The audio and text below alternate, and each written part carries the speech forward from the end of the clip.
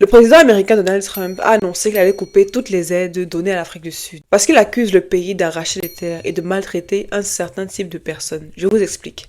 Alors pour ceux qui le savent, l'Afrique du Sud est un pays qui a connu ce qu'on a appelé l'apartheid. Donc l'apartheid c'est un système politique de ségrégation raciale. C'est-à-dire que les Noirs n'avaient aucun droit. Ils étaient traités comme des sous-hommes dans leur propre territoire, sur leur propre terre, dans leur propre pays, dans leur continent. Oui. Et pendant cette période-là, donc, les Noirs sud-africains sont fait exproprier leurs terres qu'ils avaient pourtant hérité de leurs parents par la minorité blanche qui s'est accaparé toutes les richesses et toutes les terres du pays. Et depuis lors, vous l'imaginez donc bien, la population noire sud-africaine le vivait comme une injustice, ce qui en est effectivement une. Et lorsqu'en 1994, Nelson Mandela accède au pouvoir avec son parti, l'ANC, l'African National Congress, il a donc pour mission, ou alors il a pour envie, il a comme les motifs de remettre les terres des Noirs sud-africains aux Noirs sud-africains.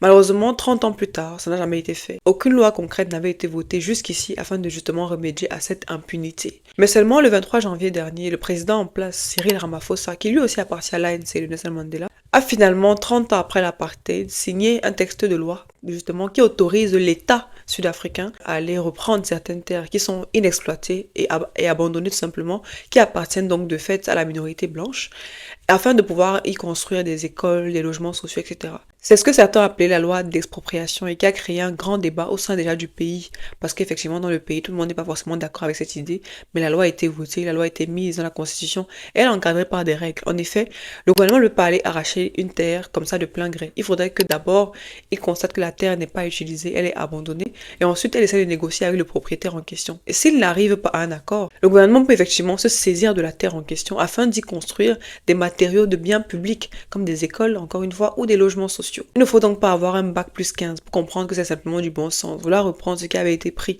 d'une façon plus courtoise cette fois-ci au moins. Alors, si on est sérieux 2 minutes, il faut quand même rappeler que Donald Trump, c'est le monsieur qui veut enlever le droit du sol dans son pays. C'est le monsieur qui ne veut pas l'immigration chez lui. C'est le monsieur en tout cas qui parle de l'America First, les Américains d'abord. C'est le monsieur qui pense d'abord à lui et à personne d'autre. C'est lui qui vient aujourd'hui donner les leçons de morale aux autres, alors qu'il n'est pas du tout le bien placé. Et en plus, je pense que ce discours-là, de faire comme je dis, sinon je te coupe à manger, je te coupe ceci, je te coupe cela, c'est simplement un discours paternaliste. Parce qu'en réalité, il faut vraiment se croire être un père. C'est vraiment le discours d'un père à son enfant, qui est en train de dire, fais comme je te dis, sinon tu ne manges pas ce soir. Pour quelle raison? Et en plus, je pense également que la décision et la position de Donald Trump prouvent simplement quelque chose que je sais déjà.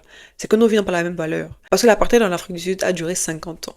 Il a fallu 50 ans pour qu'enfin ça se termine. Et pendant 50 ans, dites-vous qu'il y a des gouvernements occidentaux qui finançaient l'apartheid en Afrique du Sud. Il a fallu que la société civile mette la pression pour que justement l'apartheid cesse. Mais pendant 50 ans, près de 50 ans, tous les présidents du monde voyaient et entendaient. Mais personne ne réagissait. Et aujourd'hui, que simplement on décide de remettre à César ce qui appartient à César dans son propre pays, le président américain sort de nulle part et nous dit que je vais couper les aides. D'ailleurs, j'ai apprécié la position sud-africaine par rapport à cette sortie de Donald Trump. Le président sud-africain a commencé par rappeler effectivement, même si ça avait beaucoup de diplomatie, qu'il n'arrache les terres à personne. Et en plus, l'aide étrangère que le président Donald Trump menace de couper, comme si les gens vivaient de ça, c'est une aide qui est apportée par un programme américain pour combattre contre le VIH et la tuberculose. Donc ce n'est pas une aide qui est injectée dans le PIB du pays. Moi j'ai envie de demander ironiquement qui a amené le VIH en Afrique. Question que je dépose là. Ensuite, le président sud-africain a rappelé que l'aide dont on parle là n'est pas vraiment significative pour son pays. Une manière de dire que mon frère, je peux aller en brousse avec ça.